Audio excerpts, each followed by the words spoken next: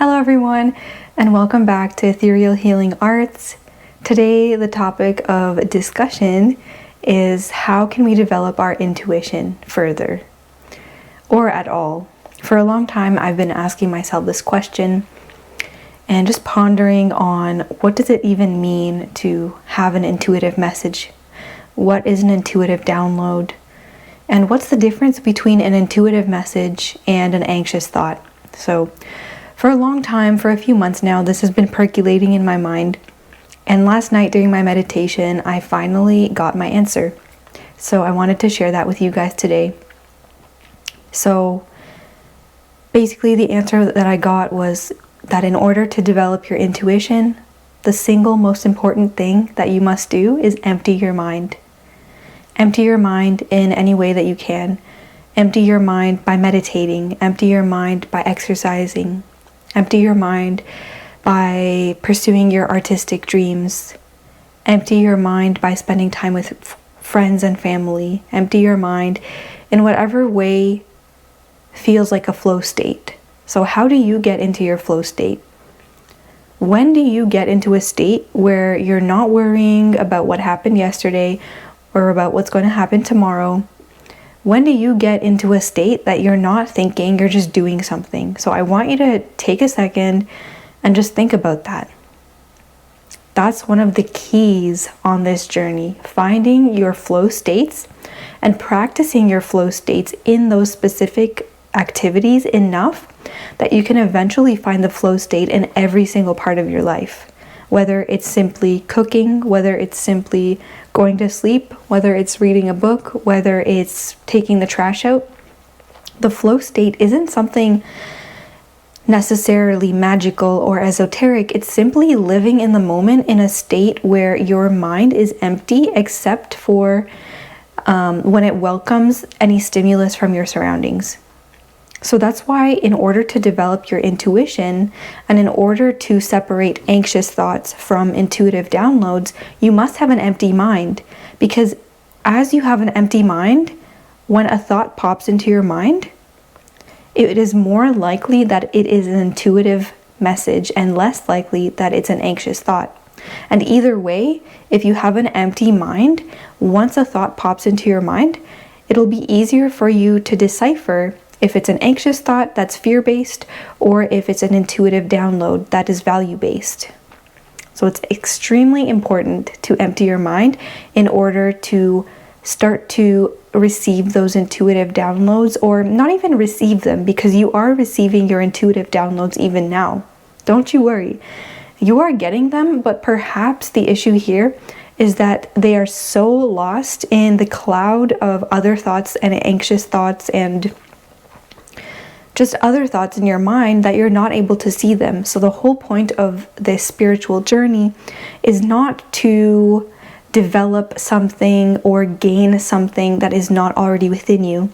The point of the spiritual journey is to become still enough and quiet enough so that you can see and hear what is already within you, and then reach more into that and become that even further.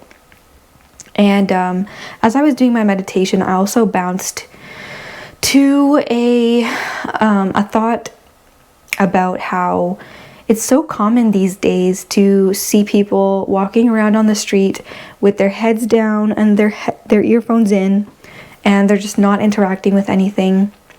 I've noticed that as I walk down the street, I'm the type of person these days where I try to interact with people, at least make eye contact, perhaps nod or smile or even say hello if the person is willing.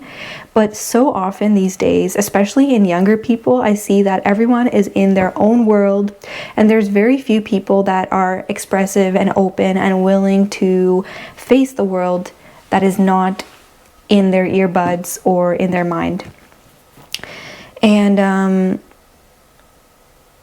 it's not through, I'm not trying to judge here, I'm just trying to discern and understand why people do that, because it's kind of frustrating to be in a world where so many people are lost in their own thoughts. But from my experience doing that myself, I've realized that everyone is just trying to recenter. The point of this existence, in many ways, is to come back to center. And so if an individual is really scared all the time, really anxious, has thousands of thoughts running in their mind about the past and the future, it's really difficult for them to recenter. And if they're out in public and they're lost in their thoughts, they're really anxious and they're feeling scared, or they're feeling really depressed, they're lost in their thoughts, and overall, if someone's not feeling safe, they'll try constantly to come back to center. So the point is that I'm trying to make is that if you are constantly lost in your thoughts, you're constantly going to try to recenter yourself in whatever way you can. And that energy of having to recenter yourself is taking a lot of energy away from you experiencing the world and being comfortable in the world and lifting your chin up from the ground and looking around and seeing the wonders of the world. And that also ties into magnetism. Another download that I had last night during my meditation was that magnetism is a direct result of having an empty mind and feeling safe enough to experience the world around you. Because if you are experiencing the world around you, you are giving attention to the world around you. And where attention goes, energy flows. So if there's an energy channel between you and something, that means that that thing is getting attention. It's growing and it's expanding, is gaining energy from you. You are exchanging with it your life force and the universal source of energy. So as you become less scared, as you become more courageous and more aware and more clear in your mind, you'll be able to give attention to more things in your surroundings, because instead of looking down, instead of closing in, you're expanding, you're looking out, you're making eye contact with people, you're looking at the trees and the plants and the beautiful art and water, and you're looking around at the world that you are living in. And so there is a greater chance for you to have energy exchanges with more things as you become less scared.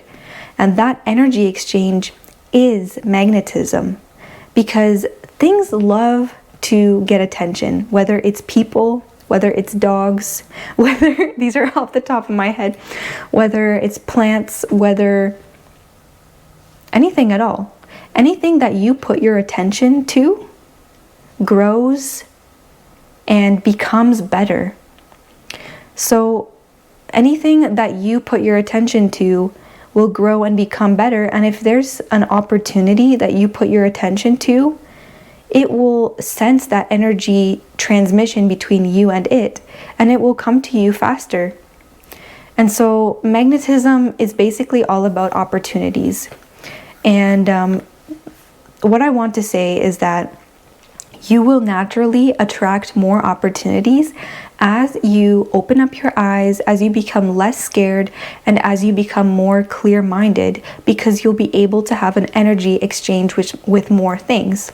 So more opportunities will come into you as they feel that energy exchange that you are providing by providing an awareness and an attention to things. And it's also important to note that not all opportunities are for you. And this is where discernment comes in, because as we become more magnetic, we have to also get way better at our boundaries and at discernment of whether or not that thing is right for us. Because as you become more aware, as you look around and make, for example, with people, as you make eye contact with more people and smile at more people because you're feeling confident and magnetic, those people are going to be attracted to you, right? But do you want to be friends with 30 people who aren't aligned? Or would you rather be friends with 2 or 3 people that are aligned with you and can help you grow on your path, and you can kind of have an equal energy exchange? It's really about discernment here. So there are some opportunities I've noticed in my own life experience that you are not ready for opportunities unless you have your boundaries straight, and unless you know yourself well enough and you trust yourself enough to be able to discern the opportunities that are for you or not for you. And that really comes with experience, that comes even with age sometimes, but I would say experience in general. As you go through more experiences and learn what you like and what you don't like, you'll be able to know yourself better, and as you know yourself better, you can make those boundaries more clear to the world. And so once the universe can see that you know what you want, you know yourself better, and you have clear boundaries, then it will help you become less fearful, more courageous, and it will provide those opportunities of connection for you more often. Because the universe provides objective things, or not even objective things, that's not a good word. The universe just provides, and it's up to us to discern whether or not we want to take an opportunity or not. It's up to us to discern or decide what is meant for our life path and our goals and what is not. So to summarize and encapsulate everything in just a few words, if I can, what I wanted to say in this video, and hopefully what I did say, is that when you empty your mind, you are less fearful. When you are less fearful, you are able to look up and give attention to a wider array of things in your life.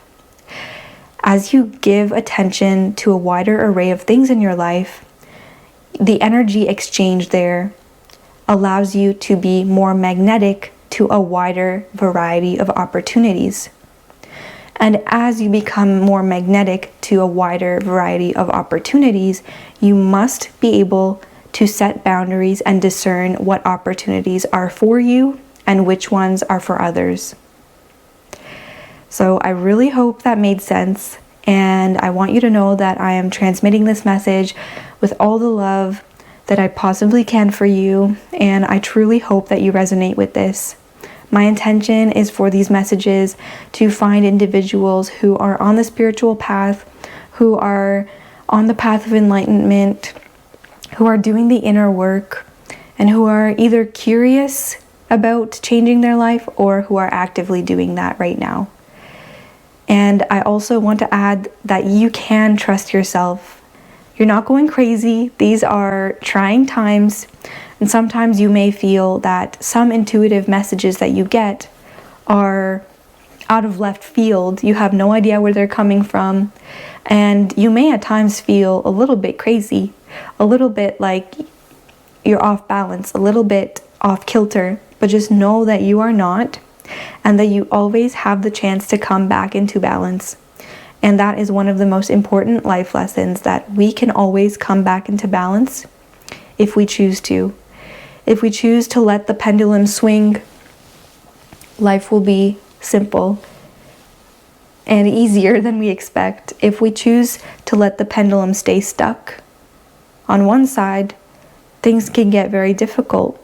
If we let it keep swinging though, it'll eventually come back into center, and that's where it's ideal to be, and it feels really good to be. But it's also important to know that you're not always going to be there. You're not always going to be centered, and that's okay. And you are not crazy. Your emotions are valid. Your feelings are valid. But you mustn't let those emotions and feelings get in the way of you coming back to balance. So I think that's all for today. Thank you so much for watching, and I will see you next time. Oh, before I end the video, I also want to add that I am a massage therapist, I'm a Reiki practitioner, and I'm also a reflexologist. So I will link my website down below so that you can check out everything that I offer. And if you'd like, I'd love to have you come over to my studio to practice with me. And yeah, thank you so much. Bye.